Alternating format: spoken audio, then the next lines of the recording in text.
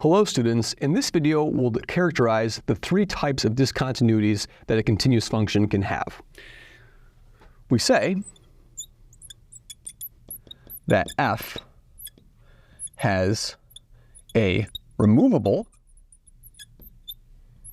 discontinuity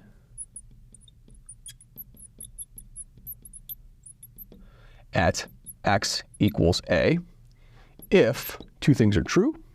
If f of a does not exist,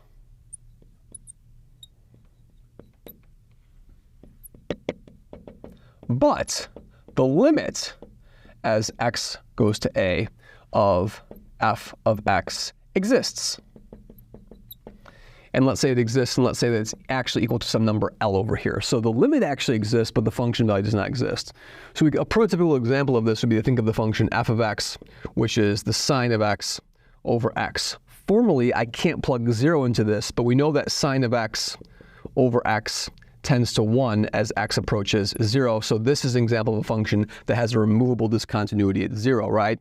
Then there's a cheap way to basically define this function to be continuous. If we define a new function then, like so, what I can do then is I can define g of x to be f of x when x is not equal to the point a, and I can define it to be that limiting value L when x is equal to a, and then this function g will be continuous at a. Then g is continuous at a.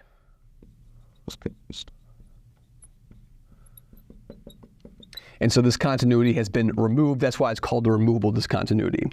The next type of discontinuity we can have is a jump discontinuity. And this is another classic example of discontinuity. So that's the first class. So we'll say we have removable discontinuities. We say that f has a jump discontinuity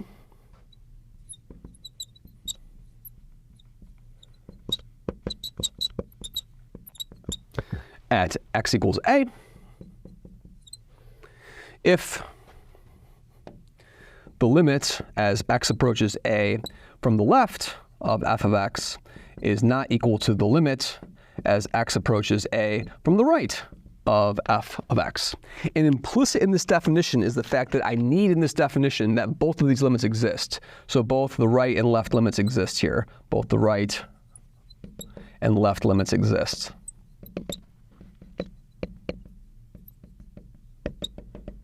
Okay. Of course, a good example of this would be any sort of reasonable function like so. We can, of course, look at our Heaviside function as our example of this jump discontinuity over here, right? The Heaviside function is f of x is, well, I should say just the Heaviside function. So let's just get rid of that. Okay. So what's the Heaviside function? The Heaviside function h of x is just 0 if x is less than 0, and 1 if x is bigger than or equal to 0. So in other words, I jump up from 0 to 1. So this function has a jump discontinuity.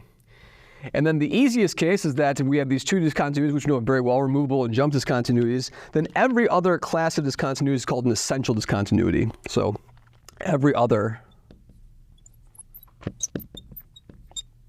discontinuity is called an essential discontinuity.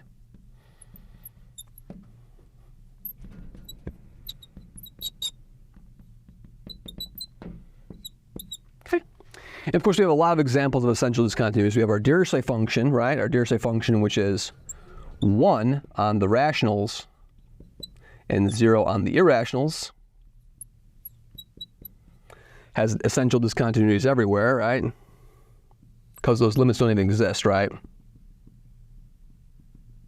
There's the rationals, there's the irrationals, and there's way more of them drawing. There's like a fog. There's a fog over there. There's the d of x-axis. There's the x-axis. So I know this is not a jump discontinuity because neither of these limits exist. Neither the right end limit or the left end limit exists, and it's certainly not removable because the limit doesn't exist. In other words, this is an essential discontinuity at any point you want. And likewise, we have the other function. We have a look at g of x, which is just sine of x. Sine of 1 over x has an essential discontinuity at the origin, has an essential discontinuity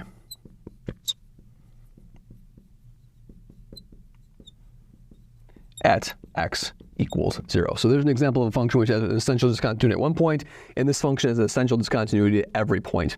So we'd broadly like to figure out what situation a function, if a function is discontinuous, we'd like to figure out what situation we're in. Is the discontinuity removable? Is it a jump? Or is it essential? It's fairly easy to handle removable.